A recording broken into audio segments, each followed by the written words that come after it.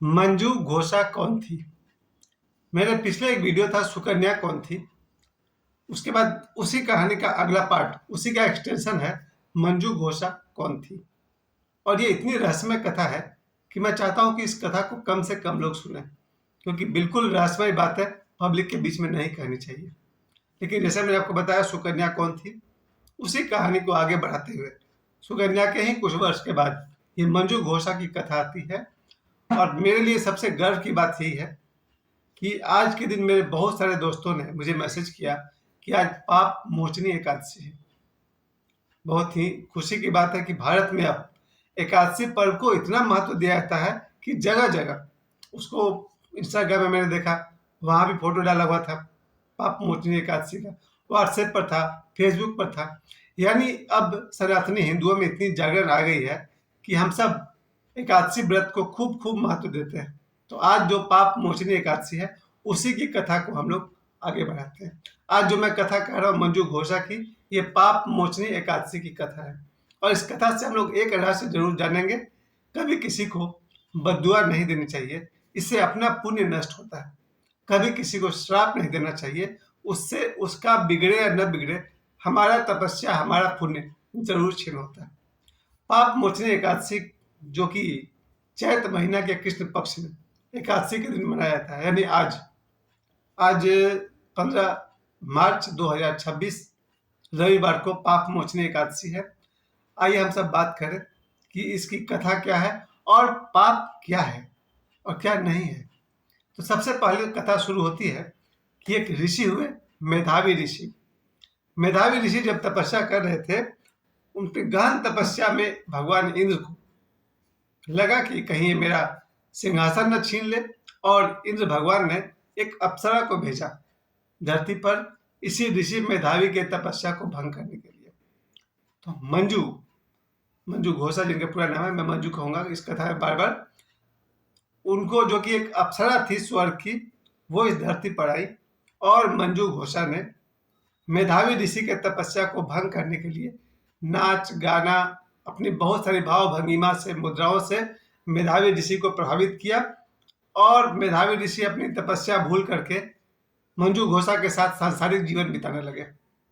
कुछ वर्षों के बाद मेधावी ऋषि को होश आया कि ये मैंने क्या किया।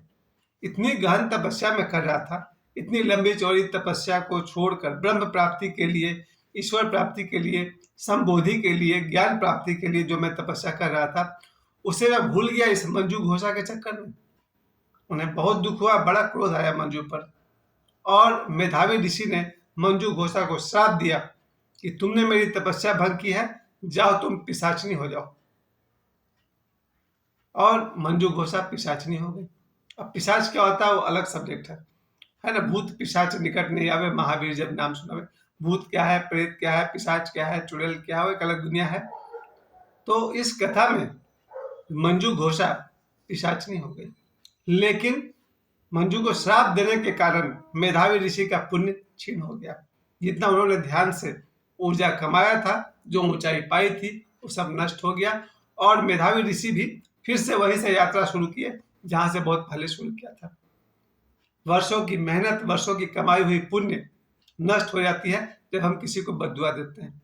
इसलिए चाहे कितना भी क्रोध आ जाए, कभी किसी को बद्दुआ मत दीजिए, कभी किसी को श्राप मत दीजिए। और मैंने अपनी कानों से सुना है, आंखों से देखा है, कई माताएं अपने बच्चों को बद्दुआ देती है कि ये पैदा होते ही मर क्यों नहीं गया। मैंने बहुत सारी माताओं को ये कहते हुए सुना है कि वो अपने बच्चे पर नाराज होकर कहती है कि ये पैदा होते ही मर क्यों नहीं गया। ऐसा नहीं करना चाहिए। हम जब भी किसी के लिए बद्दुआ देते हैं, उसका कुछ बिगड़े या न बिगड़े, हमारा बिगड़ता है।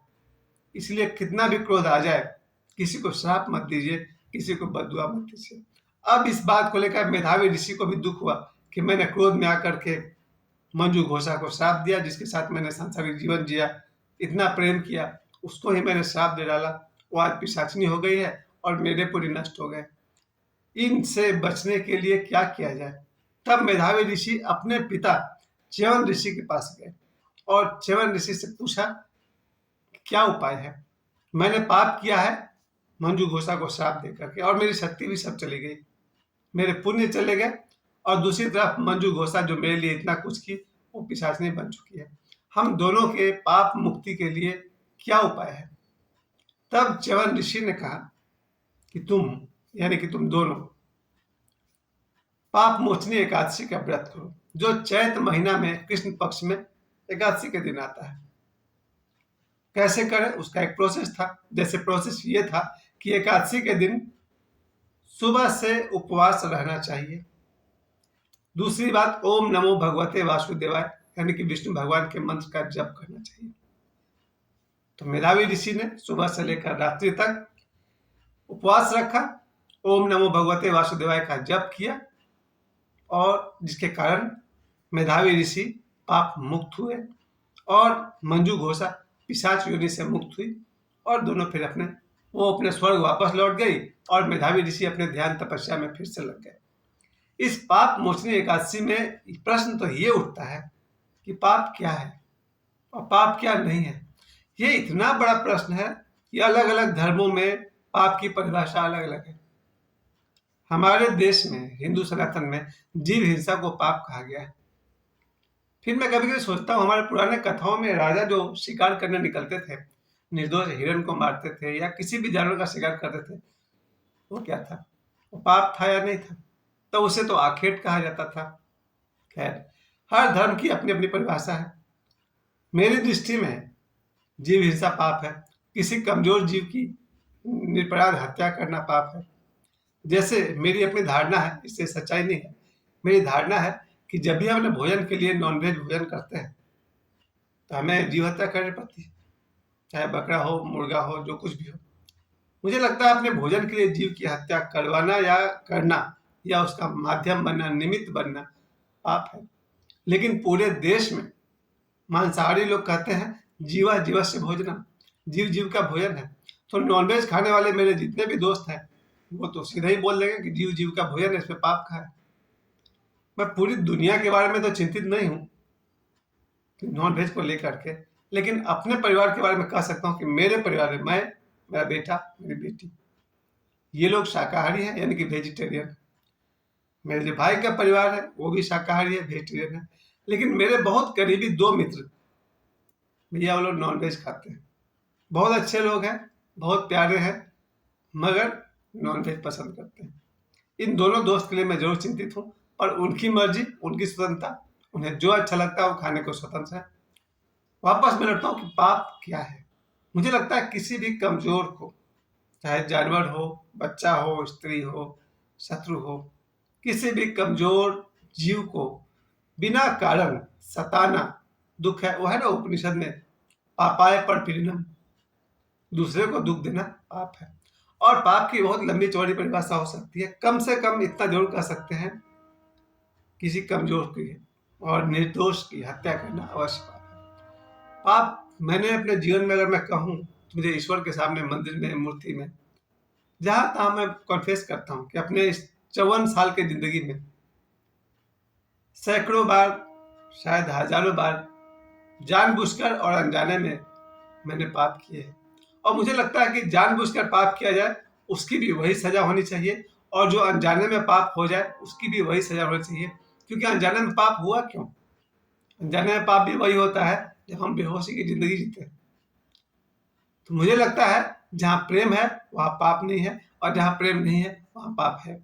तो मैंने जो बचपन से अब तक जितने पाप किए हैं, सैकड़ों या हजारों, बहुत दुखी हूँ, बहुत शर्मिंदा हूँ ईश्वर के सामने, प्रकृति के सामने, उन व्यक्तियों के सामने, उन जीवों के सामने जिनके प्रति मैंने पाप किए हैं।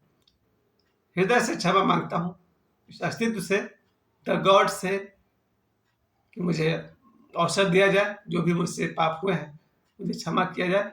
भविष्य में दोबारा ऐसा नहीं करूँगा। यही सबसे बड़ा प्रायश्चित होता है। जो हो गया सो हो गया, उसे मैं बदल तो नहीं सकता, लेकिन भविष्य में मुझसे कोई पाप ना हो, ऐसी प्रार्थना जरूर कर सकता हूँ। तो आज मैं सुबह ही इस बात से बहुत खुश था कि आज पाप मोचनी एकादशी है। सुबह से मैं इसी धुन में था कि मेरे पाप क्षमा कर दिए जाए, मैं भविष्य में कोई पाप नहीं करूँगा। प्रयास जरूर करूँगा, पूरा प्रयास करूँगा। और हम सब एक बार फिर से याद रखें, अलग अलग धर्मों में कुछ पाप नैतिक होते हैं, अलग समाज का नियम है, उसके पाप कुछ और है। अलग अलग धर्मों में पाप की परिभाषा अलग है, अलग अलग समाज में पाप की परिभाषा अलग है। खैर उतना दूर मत जाइए, आप अपने आत्मा से पूछिए, अपने अंतरात्मा से पूछिए पाप क्या है और पुण्य क्या है।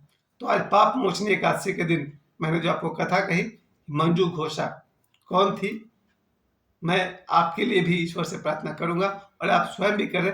यदि आपसे जाने अनजाने कोई पाप हुआ हो, ईश्वर आपको आज के दिन क्षमा करे।